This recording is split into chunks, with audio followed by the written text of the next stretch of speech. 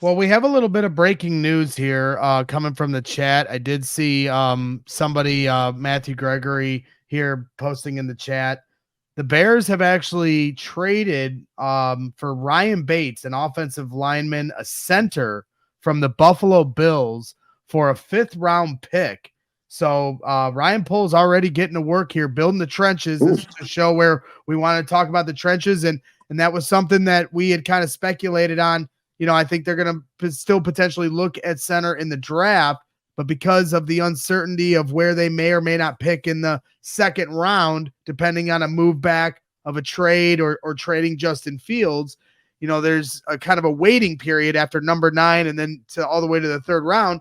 So Ryan Poles hedging his bet a little bit, trading for an offensive lineman and a center in Ryan Bates from Buffalo. So, already starting to bolster a little bit on the offensive side of the ball in the trenches. Corey, your thoughts? Yeah, I mean, I think anytime you have depth, especially at the center position, that's a position we really struggled last year with snaps and players being healthy. So I think that's a good situation to have some depth in there, have somebody that could come in and be a starter, and then see what happens in the draft. So I think the more depth you get, the better, especially in the trenches. I think those are hard positions to find. And when you can find guys that can be starters or be a viable backup, I think that's a good situation. Yeah, he's only 27 years old, as Jonathan Perry is sharing in the chat. Gary is also texting me and really keeping me up to date with everything going on. And looking back last year on March 14th, 2022, the Bills placed a restricted free agent tender on Bates, and Chicago Bears signed Bates to an offer sheet, but Buffalo matched that offer, and the Bills had signed Bates to a 4-year, $17 million contract. So this is a guy here in the last few years. He's played in 73 games, started in 19 of them. So you get a little bit of a veteran presence. You get a guy 6'4", 302 pounds, somebody that comes from a team that's had a lot of playoff experience. So, some veteranship being brought to the middle of that offensive line where, when you had brought in Lucas Patrick, you were hoping you were getting a little bit of that from the Luke Getsy system, but didn't work out that way. So let's hope that Ryan Bates is the addition that they were looking for here last year when they tried to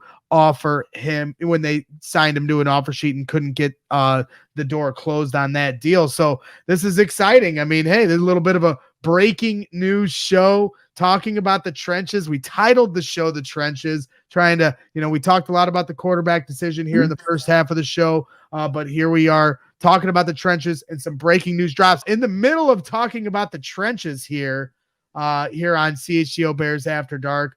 Ryan Poles makes his first move of the offseason, adding a center to the offensive line, a guy that they did sign to an offer sheet, and Buffalo matched it. So Ryan Poles gets his guy now this year, and bringing in Ryan Bates from the Buffalo Bills. How you doing tonight, Adam? And your thoughts here on the move? Yeah, what's up, guys? What's up, Woot? What's up, man? Significant move, but one I'm not sure we should overblow a little bit too much. I mean, we do know that that Ryan Poles tried to sign him a couple of years ago when he was a restricted free agent. Now he was a full-time starter in 2022. After the Bills matched that offer and kept him, but he was playing right guard that entire season. He played, let's see, I did just have this all up in front of me here. Here we go.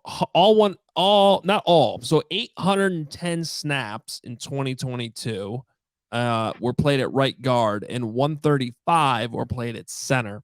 And then last year, he wasn't a starter. He was a backup. He only played 35 snaps. I think he appeared in every single game, but all 35 snaps were played at the center position, and he wasn't a starter. So, this is like, to me, it's like a depth type of move. It's interesting that it costs a 5th-round pick. I believe Brad Spielberg, our guy, tweeted out that it's 2 years, $8 million left on that contract. So my takeaway is more on the fact that it's another later round pick that the Bears are giving up here. but I don't think that this is necessarily your starting center, or precludes you from drafting Jackson Powers Johnson or signing somebody else in free agency. So let's just keep all that in mind here. This is a good move. It's fun to have a trade here, but I don't necessarily think this is, your answer to solidify the offensive line right now. It's a Swiss Army knife, a guy that can play center, a guy that can play guard. Especially think about it, like Nate Davis, right? Didn't have the best year last year. Tevin Jenkins is just, had injuries at times. So anytime you can provide depth on the offensive line, I think it's a great thing. It kind of is shocking that it's a 5th round pick for a guy that's been a backup, especially last year. But I guess he sees the value in him and sees him maybe even potentially starting at center for them. Yeah. You're muted there, Braggs. It's the best you've sounded all night. Yes. No, thank you. I appreciate that. No, and we've talked about this, right? Without knowing where the Bears could potentially pick in the 2nd round or any part of the mid round, depending on a trade back of the number 1 pick or a trade for Justin Fields, you're entering free agency a little blind on how you can approach the draft outside of the number 1 and number 9 picks. Jackson Powers Johnson, I mean, by all accounts, seems like he's going to be a 1st round pick, right, Adam? Oh yeah, I think he solidified himself in that probably top 20 maybe even at this point. I mean, he's crushed every part of his offseason. I know he's a little bit new to the position, but he's crushed. I mean, his tape this year was outstanding. He had a great Senior Bowl, had a great combine. I mocked him last week in my mock draft where I had the Bears trading back from 9 to 12 of the Denver Broncos and taking him at 12. I wouldn't have any problem with that whatsoever. So something to keep in mind there. And now getting back to the draft picks, which is kind of, to me, the most interesting part of this trade. Remember, the Bears don't have a lot of picks right now. Right. It's great that they have the number 1 overall pick and the number 9 overall pick, but they don't pick again until 75. And then after that, they have their normal 4th round pick. And then they have the 4th rounder they got from the Eagles last year when they moved back 1 spot when they drafted Darnell Wright and gave up Jalen Carter. And then their last pick was this 5th round pick. So that's kind of concerning a little bit. At least with 5 picks right now. Now they're all in the top 4 rounds, but if we know Ryan Poles, he's going to be looking to trade back. So this will obviously fuel the trade the number 1 overall pick people even more. I think, you're probably looking more likely at trading the number 9 pick because we all kind of are on the same page with Caleb Williams, I think, at this point. What can you get for Justin Fields? And then we've seen him trade down constantly, a little bit here and there. But right now, in terms of late round swings, trust me, it's better to have more swings early in the draft, but there's not a ton left right now. No, there isn't. Now it puts, really the onus on free agency too, right? I mean, because you're not going to know if you can trade that number 9 pick likely until the night of the draft. And it takes 2 to tango when you're doing that. And you saw last year, the Bears moved back 1 pick and traded from 9 to 10. And what did they get? A 4th round pick from the Philadelphia Eagles? Yep, so, which they have in this draft. Yep. Which they have in this draft. So, will there be suitors at 9? A lot of talk of JJ McCarthy being in the top 10 or consideration. Maybe if JJ falls to 9, now you've got potential suitors wanting to move up, which could really add to the value of that pick, for teams wanting to make that move. So it'll be interesting to see. But for now, entering free agency, I think it really puts an onus on Ryan Poles to try to build this roster out as much as he can outside of what they know they're or feel like they are going to do with number 1 and number 9. Sorry, go ahead, Woot. Yeah, no, I was saying it makes the defensive line, I think, that much more critical to address at least one of the positions, right? End or tackle in that free agency, right? If you can address both, I think it gives you some options offensively, right? If Caleb Williams is a guy, you draft him. And then at number 9, you could potentially pick a wide receiver. You could pick an offensive lineman. You have so many different options. So I would like them to address that defensive line if they can, right? 2 studs at the 3 technique and defensive end, and then I would like them to save that pick offensively for whatever they're going to do, whether they go quarterback, wide receiver, if they end up trading back and keeping Fields, then maybe get an offensive lineman and a receiver. But I just, like, if you heard us earlier, I think Poles really likes Braxton Jones. And I have a hard time believing that he's going to draft somebody to replace him. I do. I have a hard time believing that. See, and I think you're right in that Poles still likes Braxton Jones and wants to keep developing him. I sense more of a realization from those that have been coaching Braxton Jones that the Bears could upgrade at that spot. So, ultimately it's the front office making the pick and what their evaluation is. Well, let me ask you this real quick, just while we're on this hypothetical. Because I put out there after the combine, just by a numbers game of the wide receivers we all adore, I feel like they may not fall to 9. Let's say the Bears did draft Olu Fashanu or Joe Alt at number 9. What kind of a market would there be to trade Braxton Jones? Like, what could you potentially get for him to add to your draft equity? That's a good question, and I haven't asked enough questions to kind of know what his market would be, but I would imagine that what he's done so far and how young he is would still have some teams intrigued. I think the question is if Ryan Bates here is worth a 5th round pick as a swing interior line.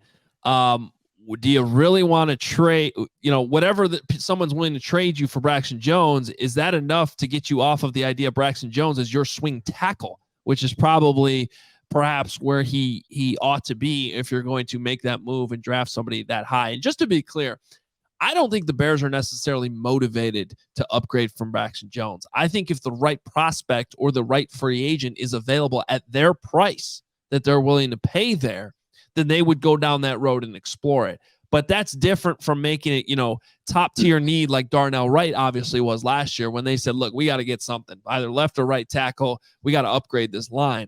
So I don't necessarily think it's anywhere near the top of the list of needs, but if they fall in love hypothetically with a guy like Joe Alt and he's sitting there at 9, or maybe they trade back from 9 to 10 or 11, 12, and he's still there, that's where maybe it's like you stick to your board and you go, wow, this is a big upgrade. We look at it like that. Now, I want to get back to Ryan Bates here for a second because I find this very fascinating that the Bears obviously Ryan Poles liked him a lot as one of the first guys he targeted when he became the. By the way, that picture, he looks so much like Lucas Patrick. It almost looks like it's like a bad Photoshop or something. he looks like newly retired Jason Kelce a little bit too. A little bit too. There's like a mixture. It's like Lucas Patrick with Jason Kelce's beard, and I don't know what's going on there. But it's an official trade that won't be made totally official until the start of the new league year. But both teams putting it out there. Anyway, getting back. So Ryan Poles liked Ryan Bates. Targeted. He was a restricted free agent 2 years ago. They gave him a pretty good offer for a guy that hadn't played a whole lot, that was pretty much a reserve guy, and they wanted to add. And now 2 years have gone by. And actually, quick story on that. We were at the owners' meetings in where were we that year? Somewhere in Florida. And it was Ryan Poles' first owners' meetings. And Sean McDermott had just spoken to the Buffalo media elsewhere at the hotel. And we were getting the tweets from the Buffalo reporters that they had matched the offer for Ryan Bates. And I still to this day don't think that Ryan Poles had gotten back to Ryan yet, because he walked up to us to talk to us, which was scheduled, and we basically informed him of the news. It was very interesting timing there. And you could tell right away, like, oh man, he was not happy getting that news because he really wanted Ryan Bates. So now clearly he wanted him, because 2 years later, only one of those 2 seasons, he was actually a full-time starter for Buffalo. They're still giving up a 5th round pick for him. So I find that very interesting. And they're paying him some money too. It's not like this is nothing. I mean, it's not a ton of money, but it's like $4 million a year here. Now, I think you can get out of it after this year if I looked at that contract closely, but that's not nothing. Yeah. I guess he's seeing the value there. If something would happen to Tevin Jenkins, this is a guy that I feel comfortable that started games and can come in there and won't skip a beat. So I like the insurance. I think, I'm just hoping that he does that on the defensive side of the ball this year. I'm really looking forward to that because in this Tampa 2 scheme, I think they really have to develop the depth. Feel good about, Gervon Dexter coming into another year. I'm hoping that they can, maybe draft another defensive end or get somebody in free agency, in addition to a stud they're going to get. So I really hope they beef up both sides of the trenches because I was saying earlier to Braggs, I think that's the difference maker in teams that really ascend. And even when we were looking at the Super Bowl, I really feel like San Francisco should have won that game if they would have just ran the football. They controlled every point at the attack from offense to defensive side. I just think they let their foot off the gas. And I think they had the better trenches. Kansas City didn't have an answer for it. So I'm just hoping the Bears can really build that. And I think regardless of what quarterback they have, you're going to need great trenches. And I'm just hoping this year he does not leave out the defensive line like he's done the past 2 years. Like, really, let's fully develop this defensive line. Yeah, no question. I think they are real close to having an elite defense. They already, once they traded for Montez Sweat, became one of the top defenses in football last year, led the league in 22 interceptions, tied with the San Francisco 49ers. And that all really came in bunches once Montez Sweat came. They were having trouble turning the football over before he got there. And you saw how it helped elevate Gervon Dexter's game and showed how, it helped develop a guy like Tyreek Stevenson in the backfield. The backfield, you had Kyler Gordon really starting to ascend. We'll see what happens with Jalen Johnson. He's likely to get tagged. So you're obviously going to have to address your safety position with Eddie Jackson, but your linebackers are set. So you get a D tackle, you get an edge, and your defense is on the right track.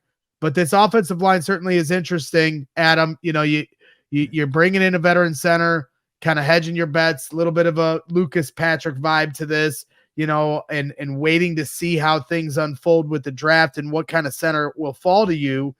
And Jackson Powers Johnson at 9 seems a little tall. So I guess if you're going to go for a premier center to develop, that you would have to then trade back a little bit.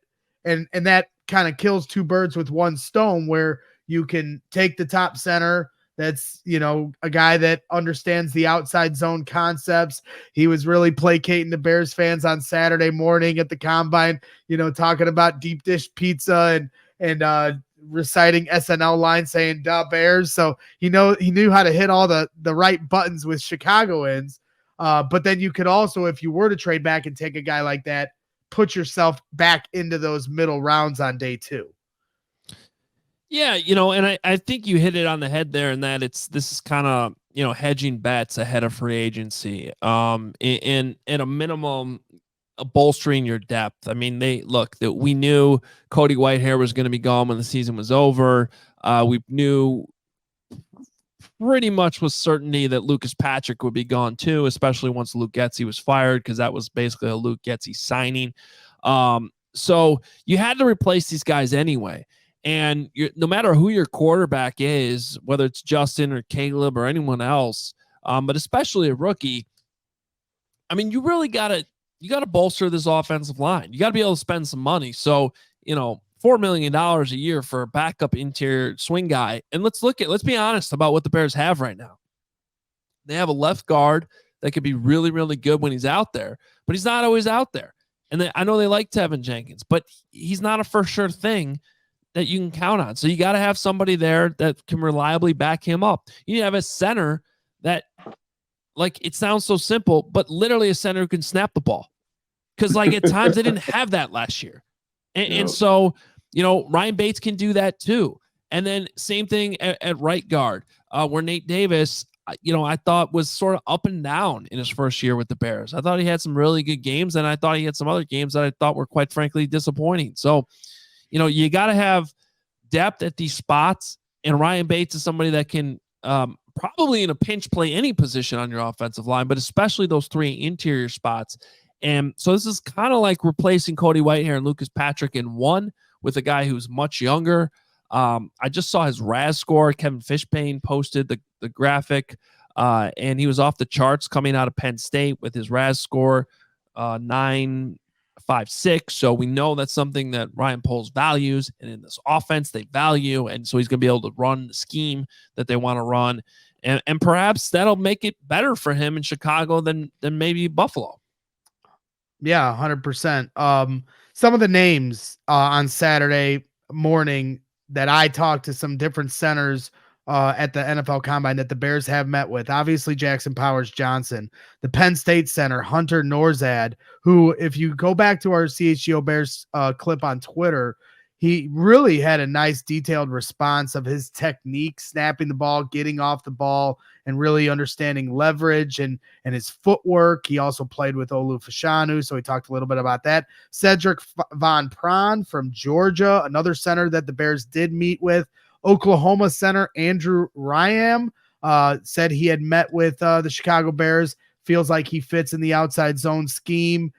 So those are some of the different names of guys. Drake Nugent, a center out of Michigan, said he did not meet with the Chicago Bears as of Saturday when I spoke with him. So those are some of the different names of options later on in the draft. I got to tell you though, if you go watch the clip, you'll understand why I was really impressed with the center from Penn State, Hunter Norzad. I just thought, from a mentality perspective and just his demeanor and his understanding of his technique, I was impressed by his answers to me as somebody that, tries to get a better understanding of the game from guys like Corey and Hunter and other players that have played it. So go ahead and check some of that, stuff out that we have shared on our socials. We added a new combine event, and that was the Braggs interview. So on top of all the team interviews, you had to pass the Braggs interview. Yeah. And some are saying that the Braggs interview is even tougher than the NFL interviews. So think about young Corey Wootton coming out of Northwestern. You got to meet with all these teams, but now you got to deal with that guy. And if you can pass that test, over there throwing out questions. What do you like? You like Giordano's? What do you like? What do you like? Geno's East? Get out of here, man. What do you like? Portillo's? Like, come on, Braggs. I think the thing about the combine is it's just such a weird time when you're coming out, right? Because you don't know what to expect. You go into these meetings with coaches and you're like, what the hell are they going to ask me about, right? Some of them are like, I met with Mike Tomlin. He was a super chill. Like, what's up, Corey, man? You Jersey guy, man, blah, blah, blah. Just asking about my family, blah, blah, blah. Talking about New York City a little bit. Real casual, super nice guy. And then met with the Lions and Chris Kurasek, who's now the defensive line coach for the 49ers. And he just would show my bad plays and try to rip me, see how I react off it. And it's just like this ultimate mind fuck. They try to get you in different ways and see how you're going to react. Like, I know I came out the same year as Des Bryant, and I think they said something about his mom and tried to get a reaction. I remember that. Yeah, so it's unfortunate they did that, but it's so crazy. It is the biggest mental game. It gets you up early in the morning. They want to see how you're going to perform when you're under pressure, when you're tired, when you're not optimal. How are you going to perform? And ultimately, I do think sometimes they put too much emphasis on the testing of the combine. Because when you're watching film, especially if you go to a bigger school, right? This guy has game speed or he doesn't. So sometimes they put too much emphasis on, like, when you look at Jerry Rice, what do you run, 4.69? Nobody was catching him on the field, man. One of the best receivers. So sometimes they put a little too much stock in this. I understand, it's a good, especially if you have guys that you don't believe they're this fast or whatever. But I ultimately think the tape does not lie, especially if you're playing a guys at a pretty high level. If you're D3 or something like that, I understand getting another look just to see.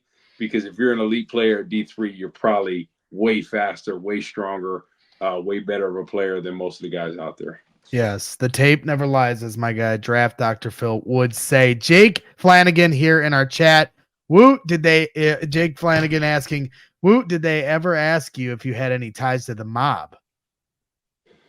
I think, they asked me, and I said, I got an uncle, my Uncle Tony, he owns the shop over there, and then he do something around the no, they never asked. Never asked that. Yeah. A few quick stats here, and then we'll get to some super chats and call it a night.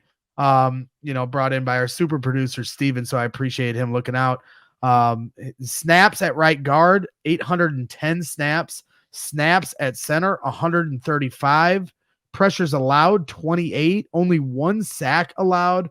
Played just 35 snaps in 2023. All those stats that I just read off were from the 2022 season. So yeah, I honestly, when I saw the 35 snaps in 2023, I was like, where did he get hurt? And then I was trying to Google his injuries, and nothing was popping up. And I was like, oh, he just didn't start. Yeah. He was just. But it's also kind of odd to play 35 snaps. I don't know. I don't know what it was, maybe field goal. I don't know. Yeah, seriously. But they listed it as center snap. So, okay. Yeah, I'm a little confused. I will have to go back and check out the tape in a little bit more depth.